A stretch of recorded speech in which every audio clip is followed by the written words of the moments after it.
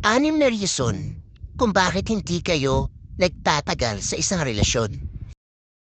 Number 1, selos. Ang pagsiselos na sobra o wala lang sa lugar ay hindi na nakakatuwa. Maaring hindi na maganda at nakakasira pa ng relasyon nyo.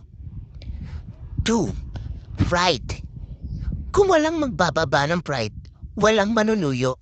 At sa tingin nyo, pareho kayong tama kahit mali na. 3, cheat.